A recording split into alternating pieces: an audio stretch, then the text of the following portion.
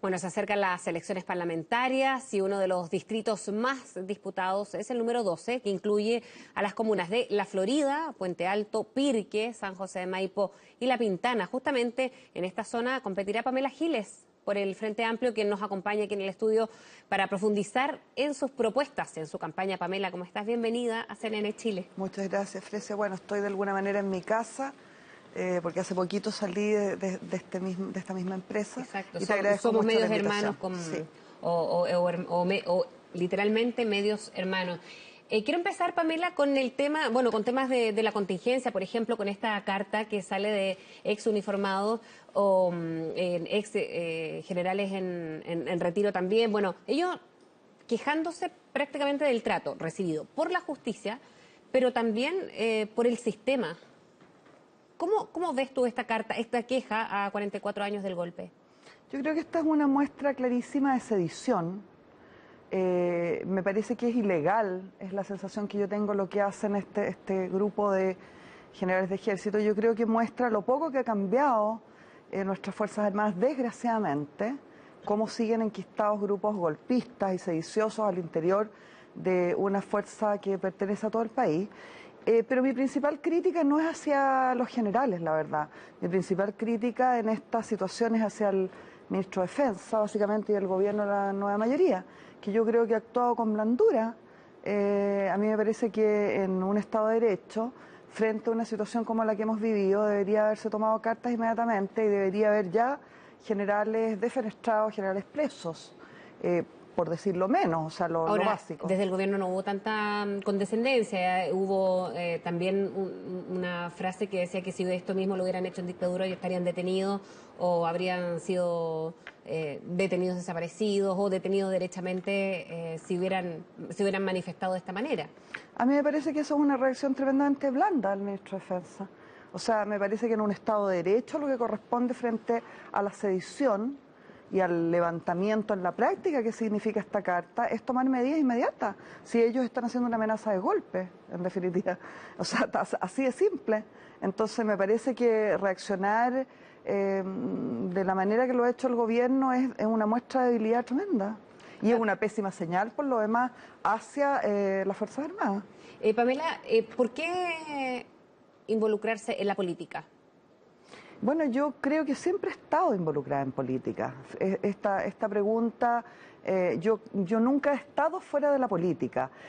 Justamente yo creo que el personaje televisivo que se llama La Abuela, ya porque así le ha puesto la gente, los Simonea. ¿Y así te reconocen en la calle también? O sea... por cierto, porque ese es un nombre que no proviene de la televisión, proviene de la calle, ¿ya?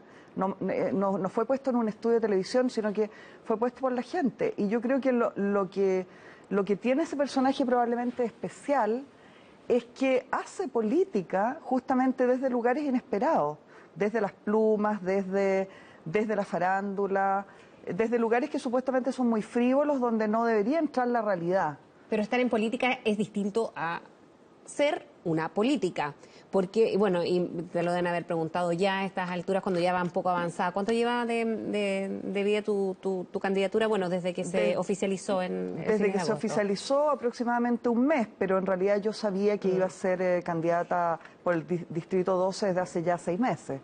¿Qué pasa cuando está tan cuestionada la política? Cuando ahora, bueno, conocimos ayer últimos antecedentes, pero durante toda la semana, por ejemplo, de estas asesorías externas que son copy-paste y finalmente se sigue cuestionando la metodología de cómo trabajan los políticos.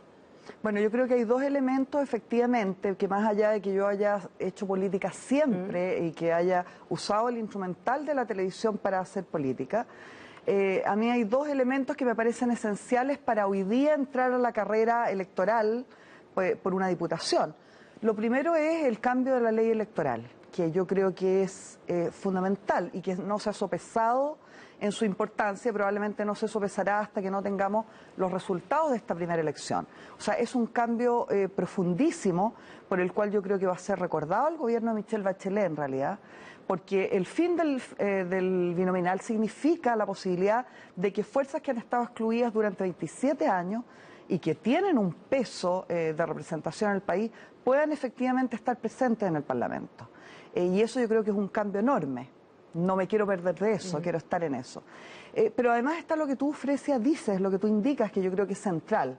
El nivel de desprestigio de la política, del cual tanto se ha hablado, pero que a pesar de que tanto lo hablemos, ¿cierto?, vuelve a ocurrir. O sea, cuando ya nos quedaban tan poquitos en los cuales confiar, y en ese sentido, por ejemplo, te quiero hablar muy directamente, cuando pensábamos que probablemente Camila Vallejo era una de los pocos parlamentarios que no se habían manchado las manos en esta forma ilegal de financiamiento de la política, en definitiva, que eso es lo que hay en estas asesorías truchas, finalmente. Bueno, nos encontramos con que todos están mojados, todos están manchados.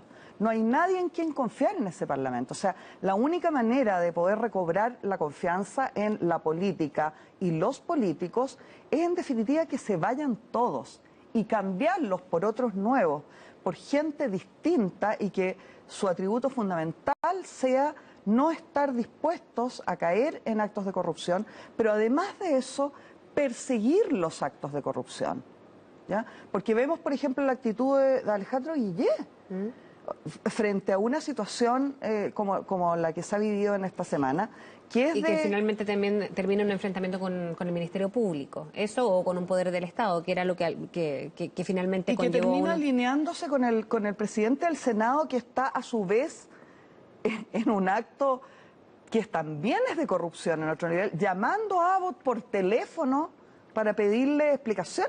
Entonces es muy feo lo que hay aquí. Ahora, una de las personas o parlamentarias fue precisamente la diputada Vallejo, que señalaba que ella estaba dispuesta a devolver lo que tuviese que devolver por estas asesorías truchas, falsas, plagiadas, como se quiera denominar, porque el ICAL, que era el instituto que ocupan en el Partido Comunista, finalmente es el que salió cuestionada, y ante eso ya hubo un cuestionamiento por parte del partido al mismo instituto.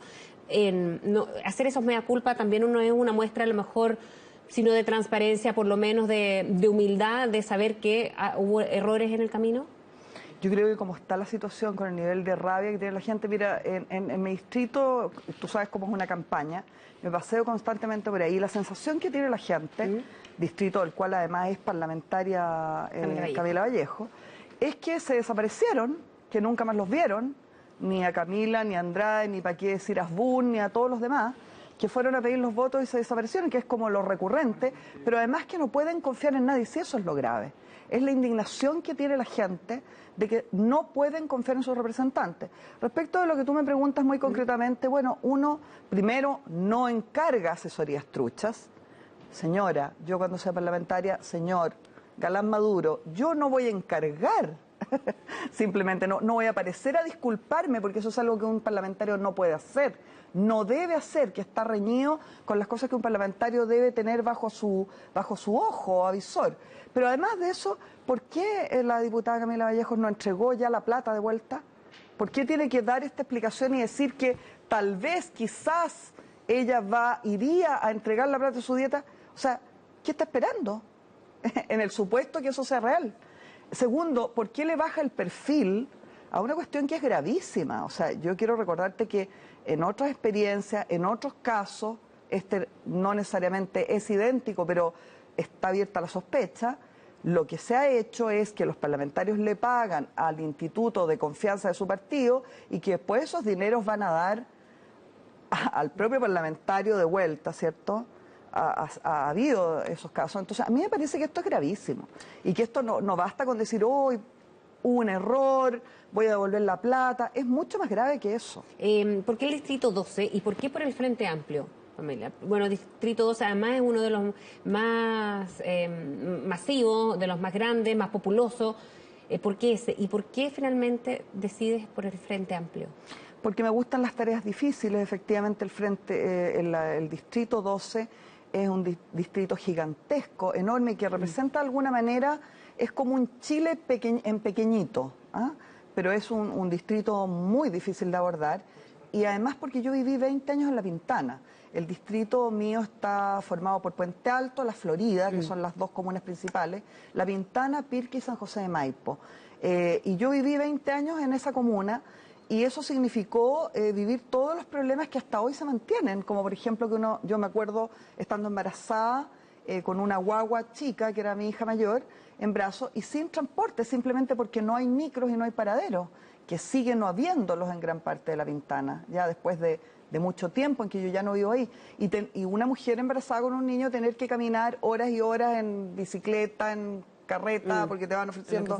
Entonces, los problemas que tiene la comuna, yo los conozco porque he vivido ahí, desde dentro. Ahora, Distrito 12, pero porque Pamela Giles lo quiso, porque estás diciendo que viviste ahí, pero has dicho también que ha sido sumamente reñido, el último día era como cambiando candidatos, no a lo mejor en el Frente Amplio, es lo que suele suceder antes de empezar ya a fichar a los representantes de cada distrito.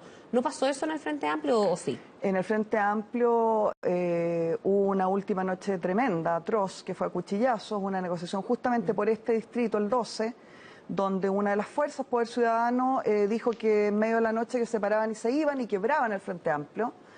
A mí me parece que es gravísima esa situación. Yo la conocí el día siguiente cuando ya estaba inscrita.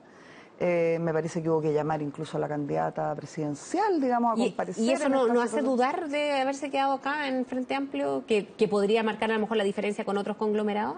No, porque yo creo que esas son unas expresiones muy minoritarias que desgraciadamente hacen mucho daño. Como lo que pasó en el distrito 10 también. Como lo que pasó con Alberto Mayor, ¿cierto? Que yo creo que el daño fundamental finalmente, por desgracia, lo van a tener Giorgio Jackson y la candidata presidencial. ¿Ya? Alberto Mayor creo que no solo no tuvo daño, sino que se encumbró como un dirigente nacional. En este caso yo creo que pasa un poco lo mismo. Yo espero que sean aquellas fuerzas que hacen trampa o que entienden que esto es como la cueva de Alibaba, digamos, como los bandidos a las 3 de la mañana hacen unas encerronas. Yo espero que sean esas personas las que no tengan nada que ver con el distrito, como creo que sucede. ¿Ah? Mi campaña va viento en popa. Yo los invito cuando quieran que vayamos a recorrer el distrito y vean el cariño con los que los Sin Moneda reciben a la abuela. Queremos agradecerte, Pamela Giles, por haber estado con nosotros. No, yo les agradezco muchísimo a ustedes por el espacio. Chao, buenas tardes.